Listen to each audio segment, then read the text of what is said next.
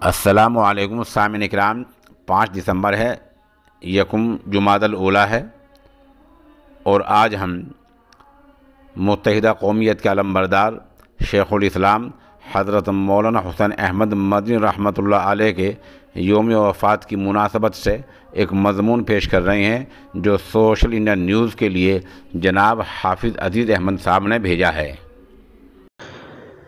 بسم اللہ الرحمن الرحیم۔ محترم ناظرین، السلام علیکم ورحمۃ اللہ وبرکاتہ۔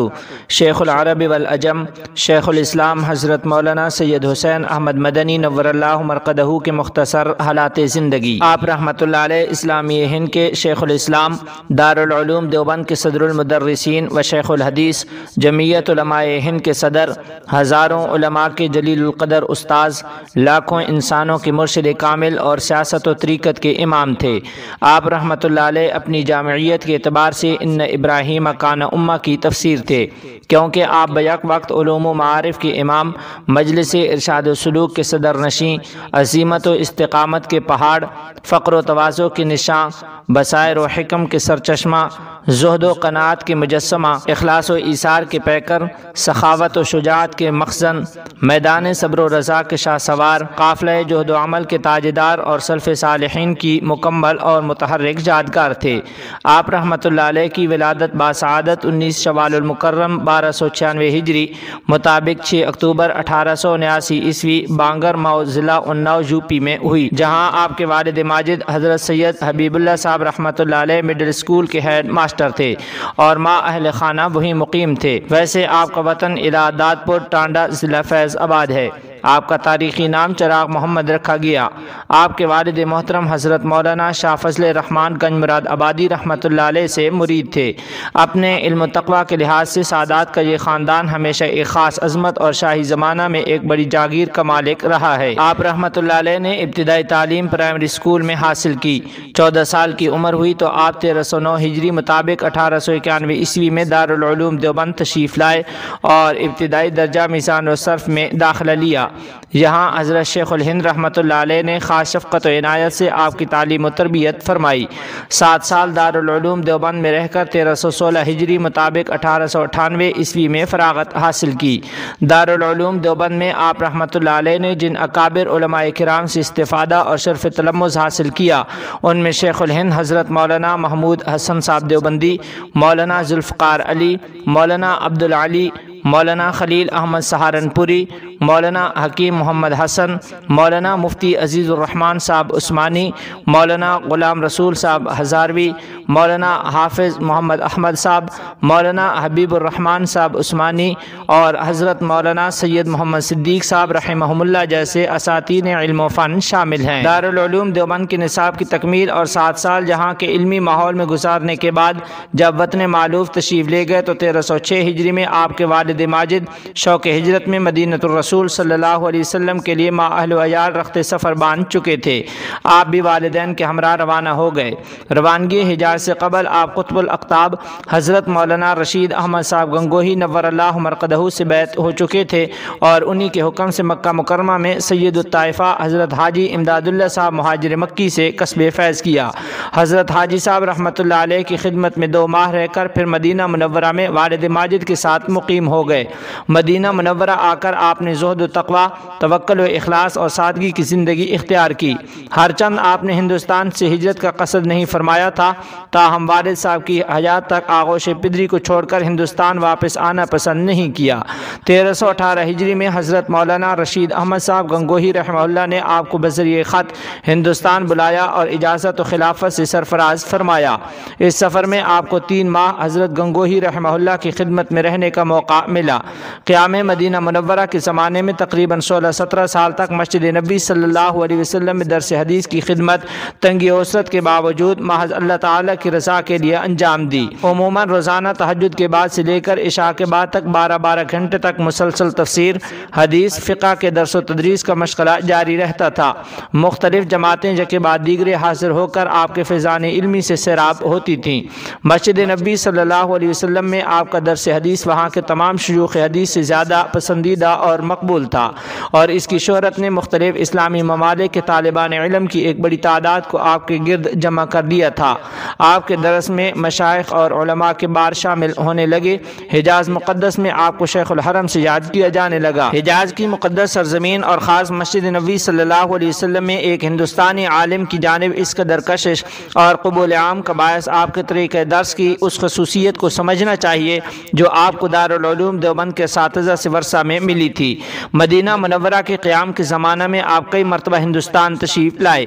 1329 ہجری مطابق 1911 عیسوی میں تقریباً ایک سال دیوبند میں قیام فرما کر تدریسی خدمات بھی انجام دیں۔ 1333 ہجری مطابق 1915 عیسوی میں جب حضرت شیخ الہند رحمۃ اللہ علیہ سیاسی مسائل کے پیش نظر حجاز مقدس تشریف لے گئے تو آپ کے یہاں قیام فرمایا، اور آپ ہی کے ذریعے سے ترکی کے وزیر جنگ انور پاشا اور کمال پاشا سے ملاقات فرما کر اپنی انقلابی اسکیم ان کے سامنے پیش کی تھی۔ وہ وقت دوسری جنگ عظیم اور شریف کی عثمانی حکومت کے خلاف بغاوت کا تھا۔ جب عربوں نے ترکوں کے خلاف بغاوت کی اور شریف حسین نے حضرت شیخ الہند رحمۃ اللہ علیہ کو گرفتار کر کے انگریزوں کے حوالے کیا تو آپ بھی حضرت شیخ الہند رحمۃ اللہ علیہ کے رفقا میں شامل تھے، جس نے ان سب حضرات کو پہلے مصر پہنچایا، پھر وہاں سے مالٹا منتقل کر دیا گیا۔ 1335 ہجری ربیع الثانی کے آخر میں یہ سب حضرات مالٹا پہنچے، چنانچہ 3.25 سال تک آپ کو بھی مالٹا میں جنگی قیدی کی حیثیت سے رہنا پڑا، اور آپ نے اس عرصہ پوری جان فشانی سے اپنے استاد حضرت شیخ الہند رحمۃ اللہ علیہ کی خدمت کی، اللہ کی عبادت کی، کتابوں کے مطالعہ میں لگے رہے اور قرآن کریم بھی حفظ کر لیا۔ 22 جمادی الثانی 1338 ہجری مطابق 1920 عیسوی میں رہائی کا حکم صادر ہوا تو آپ حضرت شیخ الہند رحمۃ اللہ علیہ کی معیت میں ہندوستان تشریف لائے۔ مالٹا سے واپسی کا زمانہ تحریک خلافت کا آغاز کا زمانہ تھا۔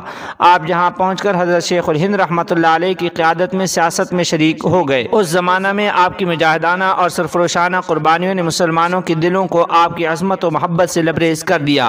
اسی دوران مولانا آزاد رحمۃ اللہ علیہ نے کلکتہ میں ایک نیشنل مدرسہ عالیہ قائم کیا اور حضرت شیخ الہند رحمۃ اللہ علیہ سے فرمائش کی کہ اپنے خواص میں سے کسی کو تدریس کے لیے وہاں بھیج دیں۔ اس پر انہوں نے آپ کو کلکتہ جانے کا حکم دے دیا۔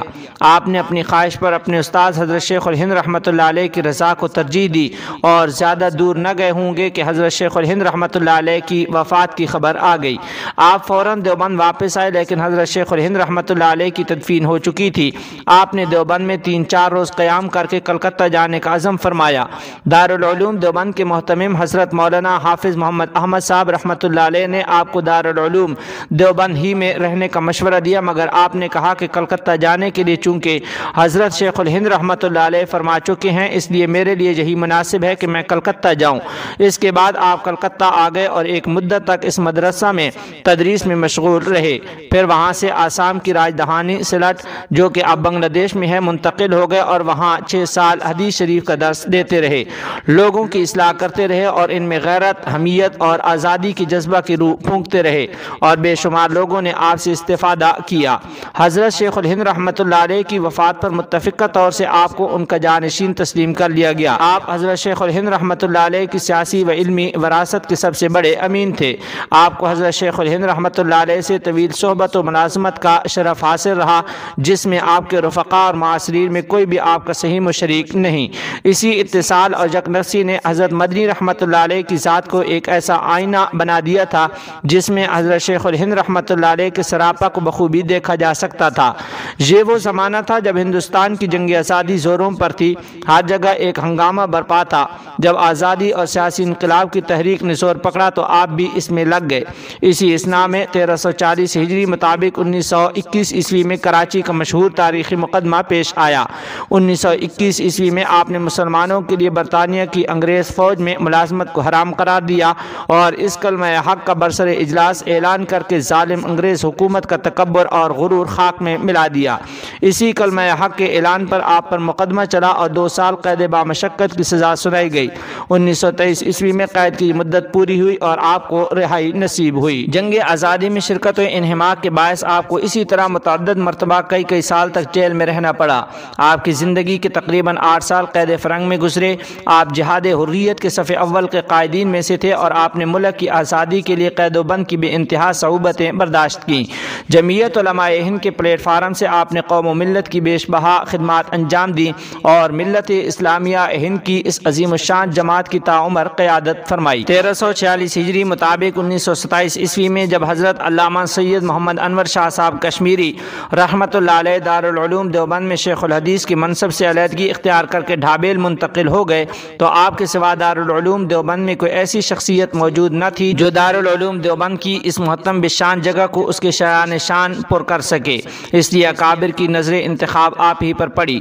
دارالعلوم دیوبند کے محتمم حضرت مولانا حبیب الرحمن صاحب عثمانی رحمۃ اللہ علیہ نے آپ کو دارالعلوم دیوبند آنے کی پیشکش کی۔ آپ نے پہلے تو صاف انکار فرمایا، مگر حضرت محتمم صاحب کے اصرار پہم پر 1346 ہجری مطابق 1927 عیسوی میں دارالعلوم دیوبند کا منصب صدارت اس شرط پر قبول فرمایا کہ جنگ آزادی کی تحریک میں حصہ لیتے رہیں گے۔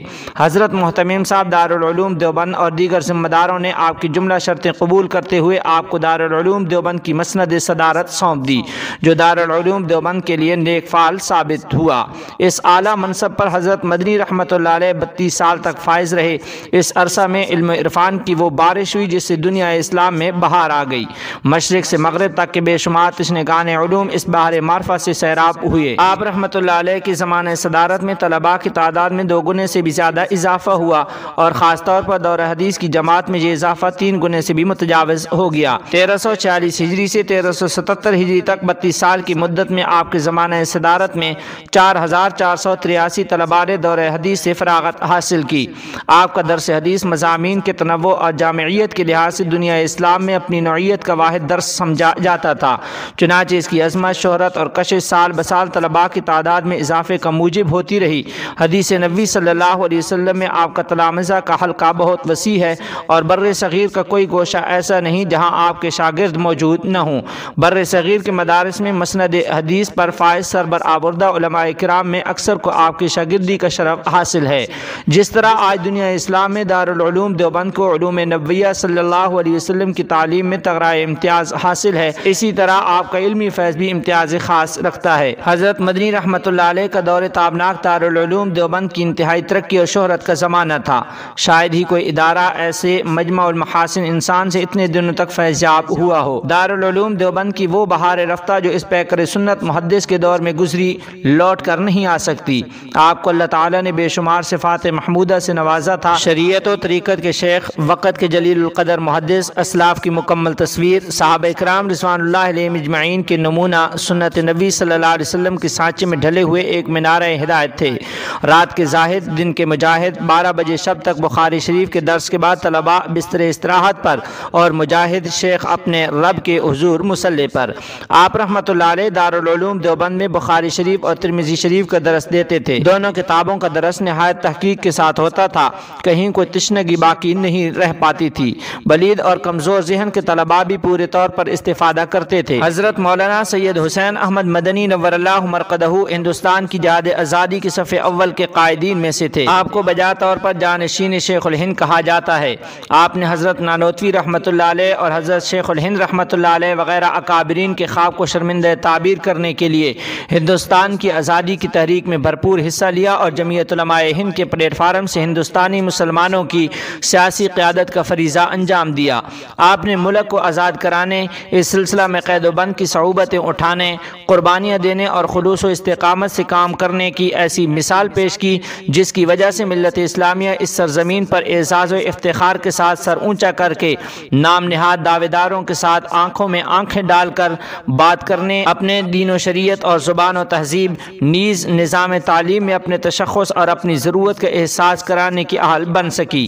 حضرت حاجی امداد اللہ مہاجر مکی رحمۃ اللہ علیہ کی دعائے صبح آگاہی، حضرت نانوتوی رحمۃ اللہ علیہ کی قلبی کیفیات اور حضرت شیخ الہند کی ملکی اور ملی خدمات نے جو نقش قائم کیا، ان کو عملی صورت میں آگے بڑھانے کے لیے آپ نے جمعیت علماء ہند کی توسط سے گھر گھر آزادی کا سور پھونکا، اور ایک پاک باز اور وفادار مجاہد کی حیثیت سے دینی و ملکی خدمات کا ایک لازوال نقش قائم کیا۔ آپ کی انقلابی فکر و عظیمت اور سیاسی بصیرت کا لوہا مخالفین نے بھی مانا۔ ملک کی تقسیم کے جن مضر اثرات کو اپنی اپنی تقریروں میں واضح کیا، آج وہ کھل کر سامنے آ گئے۔ خدمت قوم و وطن کے سلسلے میں جتنا عظیم جہاد آپ نے کیا ہے، اس کی مثال اور نظیر کم ہی مل سکتی ہے۔ تقسیم ہند کے بعد آپ نے عملی طور پر سیاست سے علیحدگی اختیار کر لی اور درس و تدریس، دعوت و ارشاد اور تعلیم و تربیت میں مشغول ہو گئے۔ حکومت اور حکومت کے لوگوں لوگوں سے آپ کا تعلق باقی نہیں رہا۔ 1373 ہجری مطابق 1954 عیسوی میں صدر جمہوریہ ہند نے آپ کو ایک اعزازی عہدہ دینے کی پیشکش بھی کی، لیکن آپ نے یہ کہہ کر انکار کر دیا کہ یہ ہمارے اسلاف کے طرز عمل سے میل نہیں کھاتا۔ آپ دارالعلوم دیوبند ہی میں حدیث شریف کا درس دیتے رہے اور ساتھ میں ملک کے طول و عرض میں دورے بھی کرتے رہے۔ آپ اپنے اوقات کے بڑے پابند تھے، راتوں کو جاگ کر اپنے اوراد و وظائف پورے کرتے اور درسی کتابوں کا مطالعہ کرتے اور پھر پوری بشاشت کے ساتھ درس دیتے۔ آپ آنے والے وفود اور مہمانوں کا اکرام کرتے، سائلوں کا حق ادا کرتے اور مسلمانوں کو دعوت دیتے کہ دین کو مضبوطی سے تھامے رہیں، شریعت اسلامی کے احکام کی پیروی کرتے رہیں، حضور اکرم صلی اللہ علیہ وسلم کی سنتوں پر چلتے رہیں اور اللہ کے ذکر کی کثرت اور اصلاح حال کرتے رہیں۔ آپ کے اندر حد سے زیادہ تواضع تھی۔ اللہ تعالیٰ نے لوگوں کے دلوں کو آپ کی طرف مائل کر دیا تھا اور آپ کی محبت ان کے دلوں میں راسخ کر دی تھی۔ ہر طرف سے لوگ آپ کی خدمت میں تنہا بھی اور گروہوں کی شکل میں بھی حاضر ہوتے تھے، اور اسی طرح اپنے جہاں بلانے والوں کی دعوت ناموں کا بھی آپ کے پاس ڈھیر لگا رہتا تھا، جن کو آپ بڑی خوش دلی سے قبول کر لیتے تھے اور مشقتیں اٹھا کر وہاں تشریف لے جاتے۔ جمعیت علماء ہند آپ کی محبوب جماعت تھی جس کے ساتھ آپ ہمیشہ وابستہ رہے۔ سن 1940 عیسوی میں جمعیت علماء ہند کی صدارت آپ کے سپرد ہوئی، جو 1957 عیسوی یعنی آپ کی وفات تک باقی رہی۔ 17 سال تک یہ علماء کی جماعت آپ کی صدارت میں اپنے کام کو سر انجام دیتی رہی۔ حضرت مدنی رحمۃ اللہ علیہ کی ذات گرامی ایک ایسا جوہر قابل تھی جس میں عالم دین کی عظمت و رفعت، مجاہد کی جرأت و عزیمت اور شیخ وقت کی کشش و مقبولیت جیسی ساری صفات محمودہ جمع تھی۔ آپ کی تعلیمی، تربیتی، تصنیفی اور سیاسی خدمات اور کارنامے نصف صدی سے زیادہ عرصہ کو محیط ہیں۔ مدینہ منورہ، مدرسہ عالیہ کلکتہ اور سرٹ و آسام کے علاوہ صرف دارالعلوم دیوبند میں 4000 سے زائد تلامذہ ہیں جنہوں نے آپ کی شمع علم سے اکتساب نور کیا۔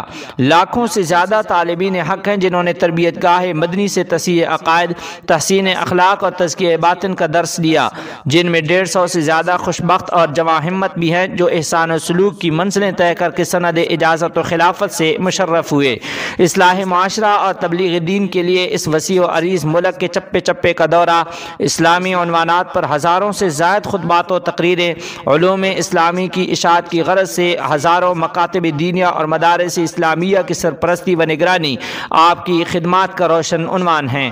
حریت قومی اور ملت کی سربلندی کے لیے آپ نے وقت کی سب سے بڑی استعماری طاقت سے محاذ آرائی کی۔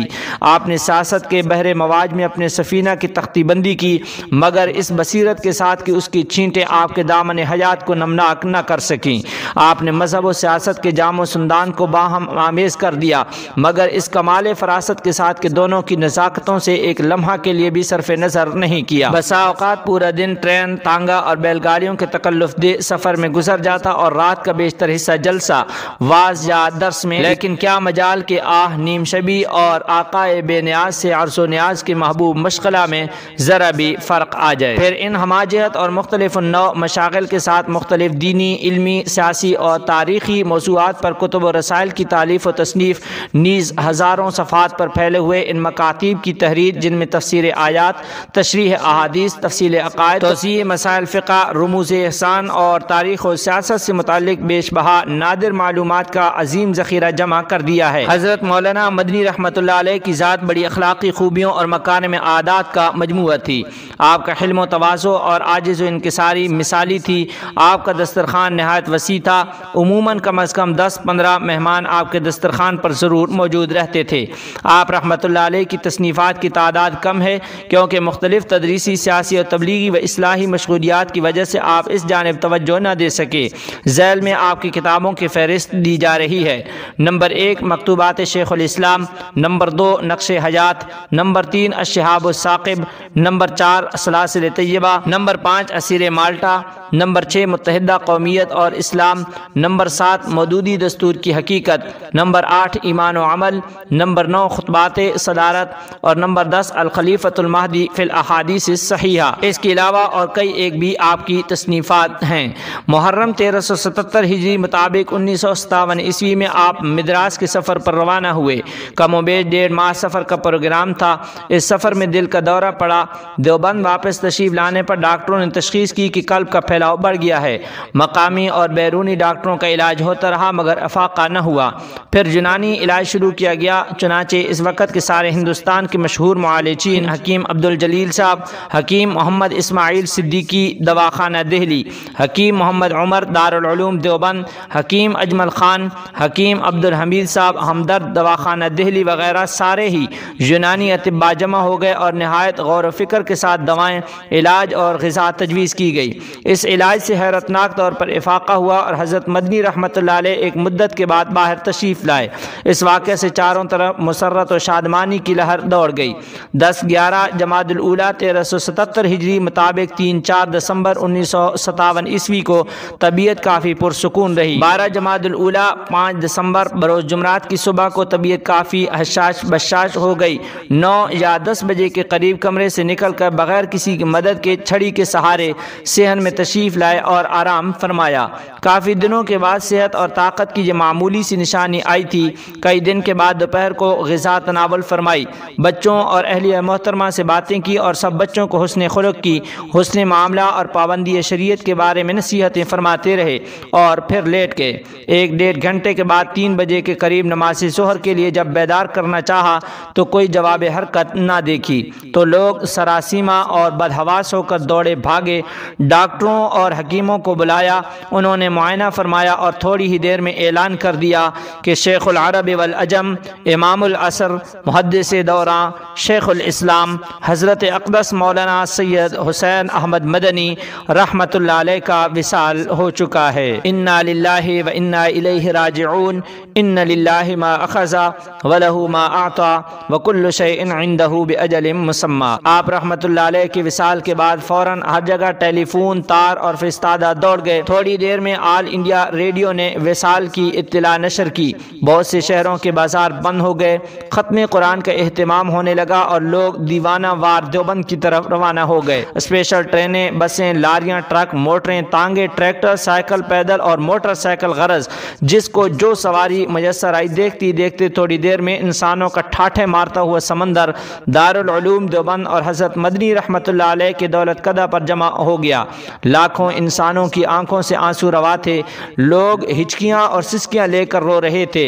حسرت زدوں میں مسلمان ہی نہیں بلکہ غیر مسلم بھی برابر کے شریک تھے۔ دور دراز کے لوگوں کا یہ خیال تھا کہ جمعہ کے دن بعد نماز جمعہ تدفین عمل میں آئے گی، مگر صاحبزادہ مولانا سید اسد مدنی صاحب رحمۃ اللہ علیہ نے فرمایا کہ ابا جان ساری عمر سنت رسول صلی اللہ علیہ وسلم پر عمل کرتے رہے ہیں اور حضور اکرم صلی اللہ علیہ وسلم کا ارشاد ہے کہ تدفین میں عجلت کی جائے، ہمیں جلدی کرنا چاہیے۔ اگرچہ حضرت کی یہ وصیت نہیں ہے تاہم ان کی خوشی اسی میں ہے اور اس متبع سنت کی مسجد کے احترام کا تقاضا بھی یہی ہے کہ آخری راحت گاہ پر جلد سے جلد پہنچایا جائے۔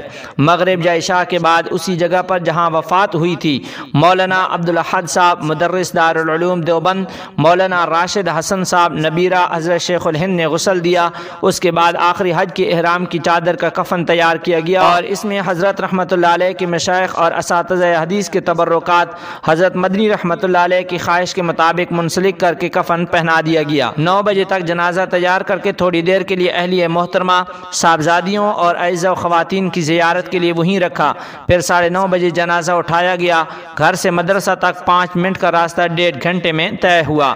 تاخیر سے بچنے کے لیے 12:30 بجے شب حضرت مولانا قاری محمد طیب صاحب رحمۃ اللہ علیہ کی ایما پر شیخ الحدیث حضرت مولانا محمد زکریا صاحب کاندہلوی نور اللہ مرقدہ شیخ الحدیث مظاہر علوم سہارنپور نے نماز جنازہ پڑھائی۔ اس کے بعد جنازہ زیریں دارالحدیث میں عام زیارت کے لیے رکھ دیا گیا۔ آخر رات کو 2 بجے کے قریب جنازہ اپنے سفر پر قبرستان کے لیے روانہ ہوا۔ قبرستان اگرچہ 1 فرلانگ کے فاصلے پر تھا تاہم 20-25 ہزار انسانوں کی جمع غفیر کو جنازہ کے ساتھ وہاں پہنچتے پہنچتے 2 گھنٹے لگ گئے۔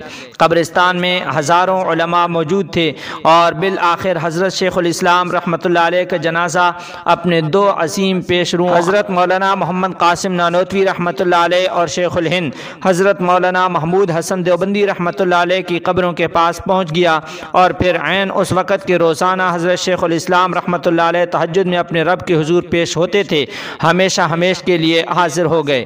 قبر میں مولانا عبدالاحد، مولانا راشد حسن صاحب عثمانی، مولانا شوکت علی خان اور حضرت کے بڑے صاحبزادے مولانا سید اسد مدنی نے اتارا۔